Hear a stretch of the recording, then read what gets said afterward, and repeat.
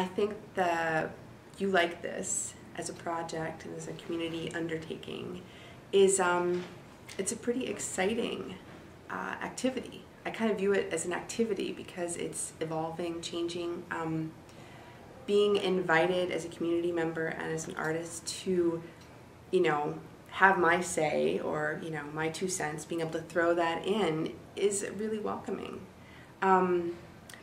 I submit work as a photographer to juried shows. I put up work occasionally, and sometimes you wonder, what is the person or the people making the decision? What are they looking for? I submit 5 pieces, I get 1 in. What was wrong with the other 4?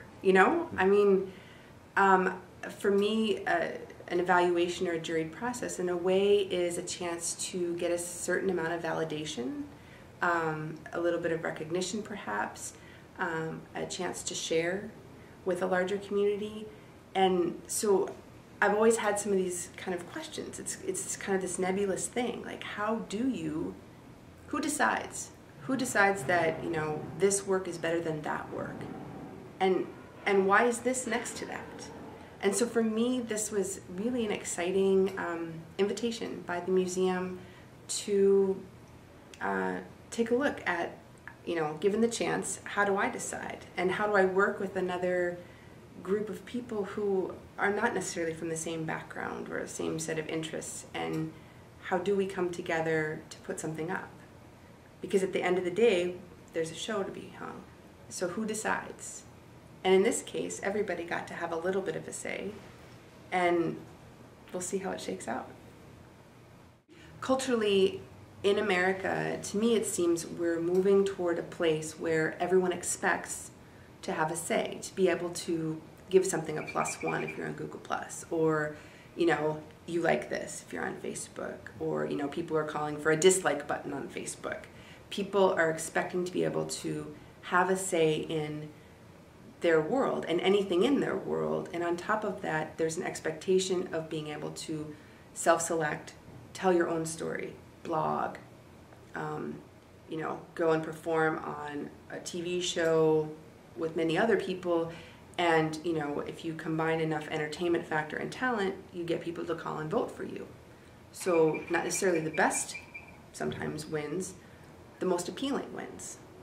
And I think it's important to keep where we're at socially and kind of culturally with the social media sphere, to be aware of it. Certainly this process is a worthwhile one in my opinion, and was interesting, and it's still evolving, but I feel like a big piece of my contribution is done at this point, and now it's back in the hands of the museum and the museum staff to then take it to the next step. I also think it's important for people to keep in mind that there is a reason why there are filters sometimes. There's, in the newsroom of newspapers, there's intended to be historically a filter, an editorial filter, if you will, that takes the information in, funnels it through some checks and balances, hopefully, before it reaches the public. That's historically how things have been done. Increasingly, with that example, you're seeing where information comes in and it just goes out for the public to review and evaluate.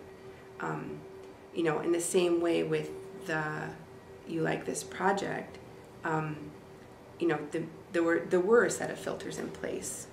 It was not a free-for-all. The museum didn't open up the archives and invite everyone to come in and start pulling stuff out and checking it out and handling it.